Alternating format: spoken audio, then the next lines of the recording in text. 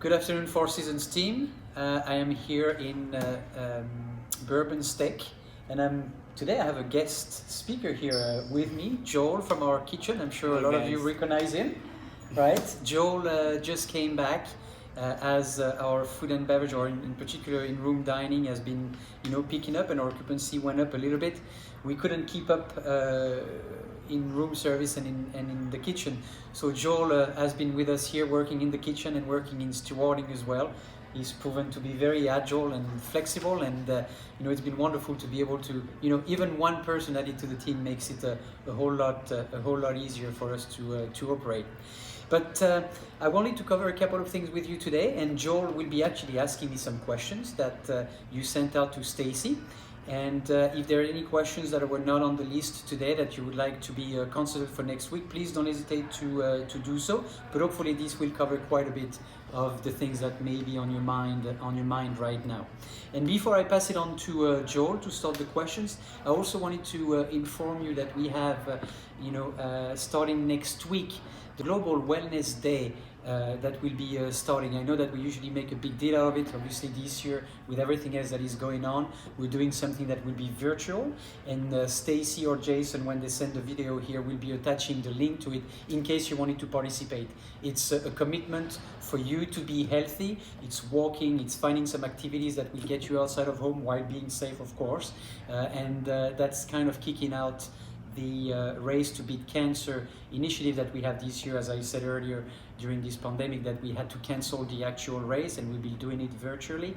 So this is the kickoff that is starting much earlier than we usually do. So wanted to make sure that I'll let you know about that. We continue to keep all of our priorities, even though the situation here is different. We want to make sure that we continue to be committed to our community and to all of those great causes that we've always supported in the past. So without further ado, Joel, if you wanted to ask me the first question and see how I do. Absolutely, yes. The first question is going to be, what do employees need to know before they come back? So the first thing you need to know, before you come back is that I will be very excited to see you, and I think that all of us here would be very excited to having you in the building, just like I was very excited to see Joel back, and as I have been also with all of you that have been coming to help us out every week. But the other thing you need to know, and I think I alluded to it, with Joel, is that our jobs have changed a little bit, right?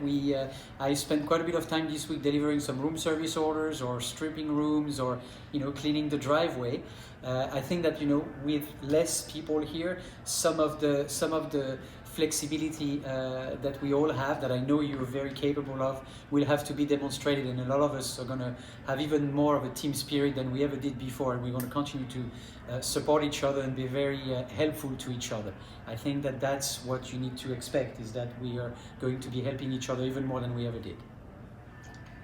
Okay, second question is, what are you doing to make sure my workplace is safe?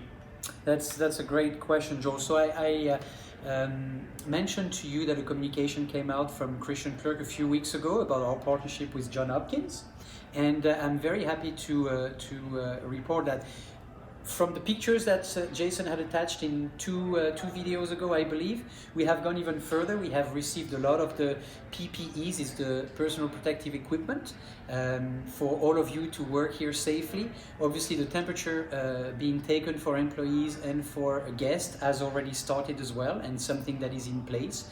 So as we have small volumes, we already started all of the safety precautions that we will have when more people come back here. It's how much space there is between you during your while you're at work in the kitchen, for example.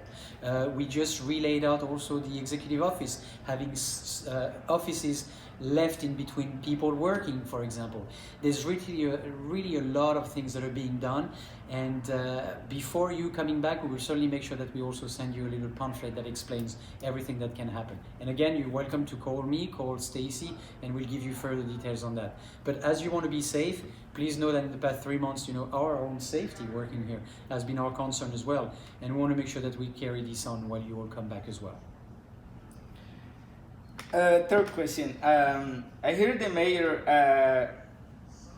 mayor may open a restaurant on June 19. How are we scheduling employee? Another great question. So I was lucky enough yesterday to be on the Georgetown Business Improvement District call with the mayor, where the mayor indeed said that we could be going to phase 2 as early as June 19. That being said, she also said that a few metrics needed to really all align for her to be able to do this.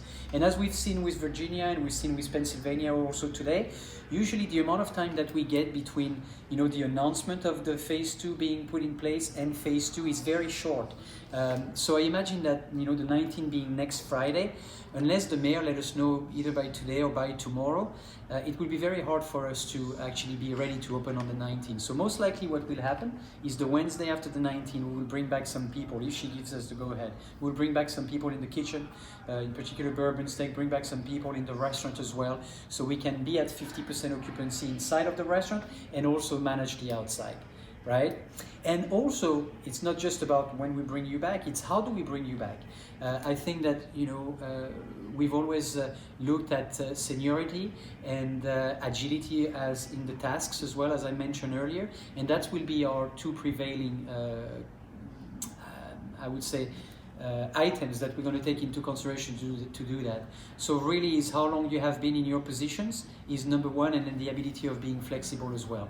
And that's how your managers will be calling you. And of course, we will cover this a little bit, but some of you may want to come back and some of you may not want to come back right away. And I can touch base on that a little bit later in one of the questions. So next question, what if I can not come back to work as I am traveling? So I mentioned that seniority was going to be one of the two items, and that's going to be the first thing that we look at, right? So we will look at the seniority of people in their jobs, and what we'll do is start calling people from the top, right? And if somebody says, hey, listen, I'm traveling or I'm not comfortable coming back right now, then what we will do is then go to the second person, then the third person, and we'll go all the way down to the list of employees. And then if you were, let's say, the person with the most seniority and you didn't want to come back right away, then once we've gone through the entire list, then we will come back to you at a later point. When I come back to work, how long do I have to wait for my disability insurance to be started? So that one is very easy. It's actually immediate. It's right away. When you come back to work, your insurance will kick in again for disability. Okay. No delay. So next question. In the spa, once we are open, will the owners pay for our health insurance until we are making money, since we get paid by treatments only? So what's going to happen is when we bring employees back, just like we brought you back, right?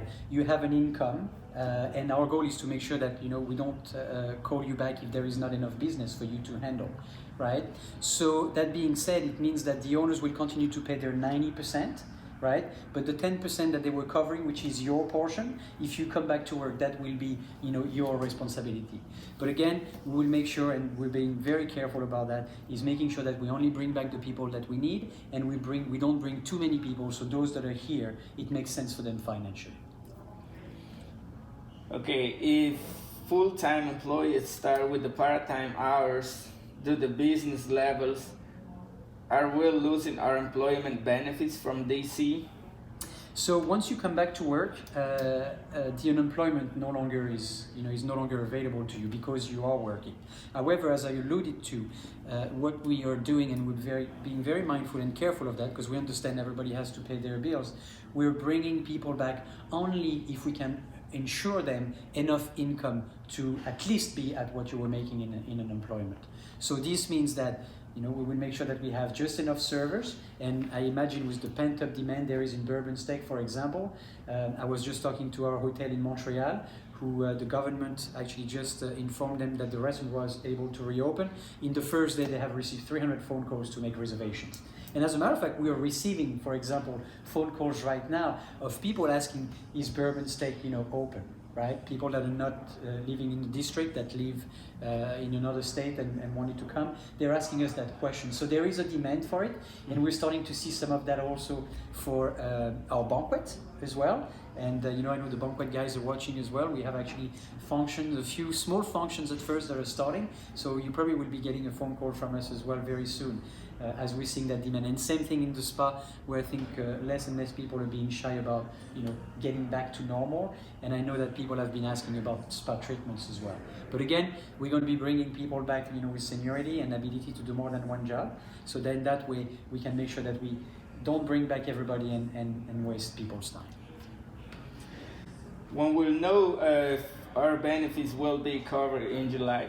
So I spoke to the owners recently. We're going month by month in terms of health benefits, and I will let you know as soon as I know. I think the same thing happened for the months of June, and I was able to give you an answer by mid to third week of June. Hopefully I can inform everybody. And again, our commitment continues to be providing you with the best support we can, and you have my word that I'll continue to vouch for you, with the owners and the importance of covering that cost.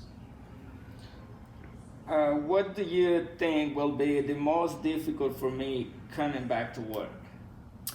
So for those of you at home that are watching here, I think that the toughest part here will be to leave behind your kids and leave behind your spouse as well. I'm sure you're going to miss them greatly coming back to work. You haven't seen each other enough in the past 3 months, right? Of course, this is a joke, right? I know that a lot of you can't wait to come back. But I think that really the most difficult part coming back to work would be to be very agile and being able to adapt to the situation we're in right now, because it's not exactly what it was when we all left. Obviously we had 440 employees and everything was running, the business was there. So you see it yourself, I think, Joel, right? Where you say, hey, most of my job is the same as I had before, but I've got other things also that I have to do. Exactly. Right? But then it creates this camaraderie, right? You work now with other people you didn't work before, and they rely on you and you rely on them as well. And you know what? While I think that this may be one of the most difficult things, I think that this team has always proved that working as a team, and when we need to race to the occasion, we always come together to make things happen. So honestly, knowing the quality of this team, I don't think there's going to be anything that's going to be extremely difficult for you, because you're the best there is in DC. So I don't worry about that. Okay. Final question: are you feeling positive about our future? I am feeling positive about the future. As I mentioned earlier, right, just having you all back here and as many as possible just is something that's very uplifting for me. At the same time, I've been honest with you throughout this whole process. In the middle of April in particular is where really we're at the bottom. I think we had 4 or 5 rooms occupied, and I tell you, being over 10% occupancy more regularly now, having 20 rooms feels like so much better and such a breath of fresh air. I just mentioned earlier about a wedding potentially over the 4th of July weekend. We have a party that's coming for 14 people outside this next Friday. So things are starting to move again, right? And I was just on the phone with Christian Clerc, who spoke to all of the GMs here in the Americas and was telling us that in China, in some parts of China in particular, and resorts in particular as well, we're starting to get busy again. My hotel in Jackson Hole is seeing quite a bit of demand, and some hotels in China are at 54% for some of them. So I am optimistic that things will come back. It's just again a question of how quickly it will. But you have our words that when we do this mindfully, so it makes sense for you, makes sense for the business as well. And like all of you, we cannot wait for things to come back to as close as to what we had before we all saw this pandemic come here. All right, thank you for the questions. I hope I did a right question for you guys. And so guys, I will see you soon, and look forward to seeing some of you hopefully very soon when the restaurant reopens. There will be another breath of fresh air. Sorry. All right, you all take care and you stay safe. Goodbye.